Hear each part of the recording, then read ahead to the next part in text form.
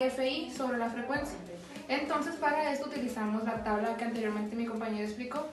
Sacamos la sumatoria del X y FI, que es un total de 3238.4, lo sustituimos aquí en la fórmula, sobre la frecuencia, que nuestra frecuencia es 80, y nos dio un total de 40.48. Esto quiere decir que nuestra media es esta.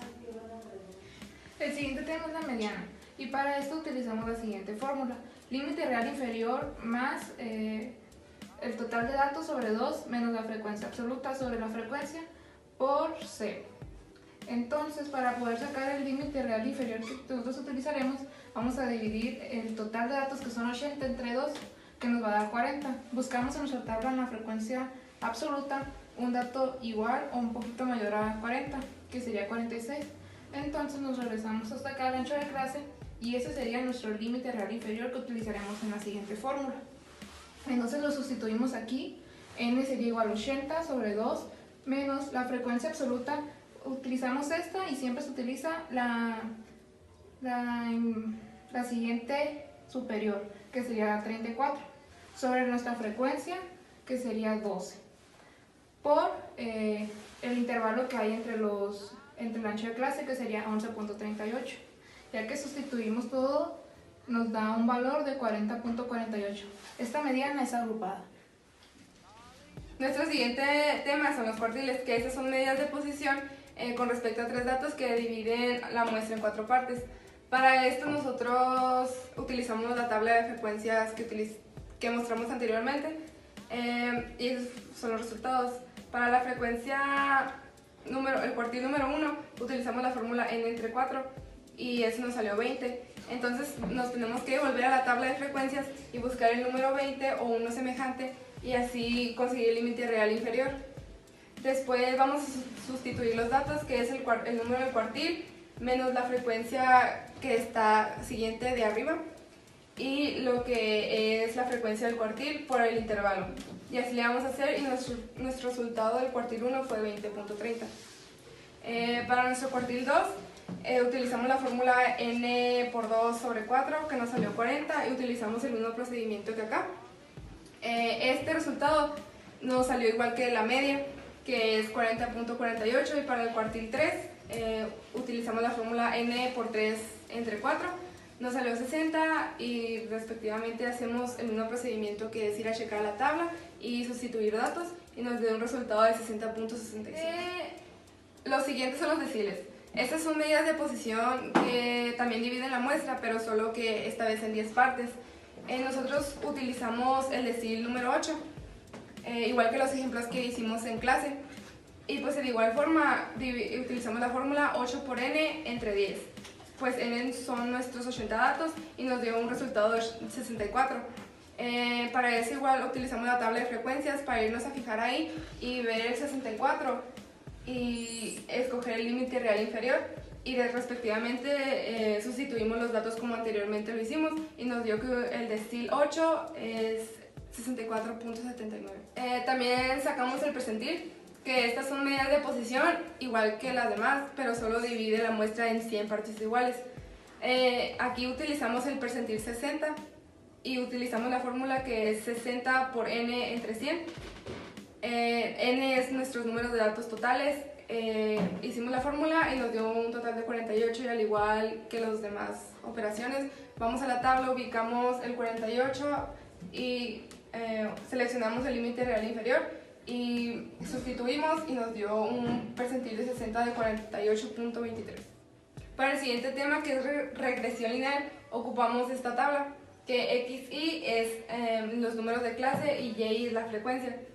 Para sacar la xy ocupamos sacar al cuadrado la xy, y después para sacar xy y y multiplicamos xy por y. Entonces al final todo lo tenemos que sumar muy bien, porque la utilizaremos con las fórmulas siguientes. Este es el siguiente tema, que es regresión lineal. Este es un método que se utiliza para predecir el valor de una variable en función de una u otras. Esas son las dos fórmulas que vamos a utilizar, y siempre se van a utilizar las sumatorias que anteriormente sacamos en la tabla. Para sacar la b utilizamos la sumatoria de y por la sumatoria de x cuadrada menos la sumatoria de xy por la sumatoria de x y y. Después se divide entre n, que n es el número de clase que tenemos, y esto se va a multiplicar por la sumatoria de x al cuadrado, y esto se va a restar por la sumatoria de xy, y esa la vamos a hacer al cuadrado. Después lo que hacemos es sustituir, y en la b nos dio 11.42. Para la siguiente fórmula, que es m, vamos a utilizar la n, que como ya dije es el número de clase que tenemos.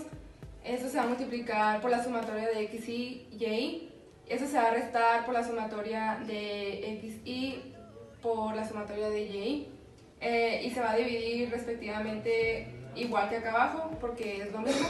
Después vamos a sustituir los datos y nos dio que m es igual a 0. Entonces, como aquí nosotros queremos sacar una octava clase, vamos a sacar la pendiente ordenada.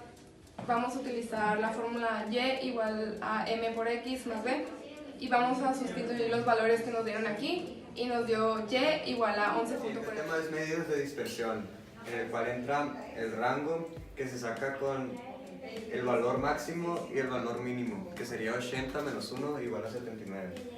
Después se saca la varianza con xy, que está en la tabla de frecuencias. Después se resta la media agrupada. Después se convierten al cuadrado y se multiplican por la frecuencia. Se hace la sumatoria de esto y se divide entre el número de datos, que sería 80 menos 1, y da la varianza agrupada. Para la desviación estándar se utiliza el valor de la varianza a raíz cuadrada, que sería raíz cuadrada de 559.05, que es igual a 23.64. El siguiente tema es asimetría y cúrtosis. Para sacar la cúrtosis hay diferentes fórmulas. La que vamos a utilizar es R semi-intercuartílico entre percentil 90 menos percentil 10. Sacando el R semi-intercuartílico es cuartil 3 menos cuartil 1 entre 2. Obteniendo esos valores es 20.17, 72.72 menos 8.23. El resultado es 0.3127. Si el valor es mayor a 0.263, es una curva leptocúrtica. Para sacar la simetría, igual existen diferentes fórmulas. La que vamos a utilizar es cuartil 3 menos 2 por cuartil 2 más cuartil 1 entre cuartil 3 menos cuartil 1. Sustituyendo los valores da esto, y el resultado es menos 2.47. El resultado es negativo, entonces el sesgo va a estar hacia la izquierda. Este es nuestro histograma de nuestra encuesta, a qué país te gustaría bajar, en el cual graficamos la media y la mediana. Nuestra media es esta rayita negra y la mediana la rayita azul, la cual las dos nos dieron 40.48. Este es nuestro diagrama de caja de bigotes, para el cual necesitamos el dato menor para hacer esta rayita, que es el 1, entonces sería más o menos por aquí. El dato mayor para hacer esta otra, que es el 80. Para hacer estas tres rayitas son los cuartiles, que anteriormente mi compañera lo sacó, que aquí está. El cuartil 1, que es esta raya, es 20.30, graficamos un poquito más del 20. Cuartil número 2 es 40.48, que es esta raya. Esta raya siempre va a coincidir con la media.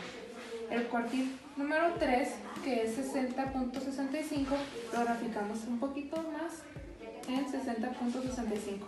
Ya solamente cerramos y unimos. El siguiente tema es introducción a la probabilidad, en la cual entran los conjuntos. Un conjunto es una colección de elementos con características similares, considerada en sí misma como un objeto. Los elementos de un conjunto pueden ser las siguientes: personas, números, colores, letras, figuras, etc. Se dice que un elemento o miembro pertenece al conjunto si está definido como incluido de algún modo dentro de él. Ese es nuestro ejemplo de conjuntos. En el conjunto A están las 40 niñas y en el conjunto B los 40 niños. Otro de los ejemplos de conjuntos lo hicimos con la pregunta número 4, que en la respuesta A contestaron 63 personas, en la B 13 y en la C 4, que esto nos da un conjunto total de 80 personas. ¿Qué contestaron? Bueno, el siguiente tema son las técnicas de conteo. Y aquí entra lo que es el diagrama de árbol. Un diagrama de árbol es una representación gráfica de los posibles resultados de un experimento, el cual consta de una serie de pasos donde cada uno de estos tiene un número infinito de maneras de ser llevado a cabo, y este se utiliza en los problemas de conteo de probabilidad. Nuestro ejemplo lo relacionamos con la pregunta número 1. Podemos ver aquí el continente con mayor frecuencia fue Europa. De ahí los lugares más populares del continente fueron Londres, Inglaterra, París, Francia, Barcelona, España y Berlín, Alemania. De ahí se desglosa la pregunta número 7 de nuestra encuesta, que son los motivos de las personas que pues tienen para viajar a esos lugares, como lo son gastronomía, cultura, turismo u otro. E igual están estas opciones en los demás países. Bueno, lo que sigue es el proceso de contar. Nosotros para el conteo de los datos recogidos utilizamos el conteo de paleo de 5 en 5. Aquí tomamos como ejemplo la pregunta número 9, que dice: ¿en qué estación del año realizarías tu viaje? Con los incisos A, otoño, B, primavera, C, invierno, D, verano. Y aquí los fuimos clasificando de 5 en 5 y atravesábamos lo que es la respuesta número 5 para considerar que ya teníamos 5 datos y empezar con el siguiente paleo. Como lo podemos ver aquí tenemos 5 y 2 más son 7. El siguiente tema es permutaciones. Una permutación es una combinación en donde el orden es muy importante. La notación para permutación es P por N por R, que P es la cantidad de permutaciones de N elementos y solamente se selecciona R. Se realizaron permutaciones con los continentes en la primera pregunta y la forma de transporte. Y el siguiente tema son combinaciones. Una combinación es un arreglo de elementos en donde no nos interesa el lugar o posición que ocupan los mismos centros del arreglo. En una combinación nos interesa formar grupos y contenidos de los mismos. En este caso, las combinaciones son aquellas posibilidades que había en la encuesta pues, de viajar y de diferentes formas que había de transporte. Continuamos con el teorema del binomio. Una expresión algebraica que contiene dos términos se denomina expresión binomial. La forma general de una expresión binomial es x más y y la expansión es x más y por n. A esto se le denomina teorema del binomio. El teorema del binomio es una fórmula que proporciona el desarrollo de la potencia enésima de n siendo n entero positivo de un binomio. De acuerdo con el teorema, es posible calcular la potencia x más y por n para cualquier número entero positivo. Continuamos con probabilidad axiomática. En esta entran los eventos complementarios. Los eventos complementarios son dos resultados de un evento, que estos son como los dos únicos posibles, como lanzar una moneda al aire y nada más te puede caer cara o cruz.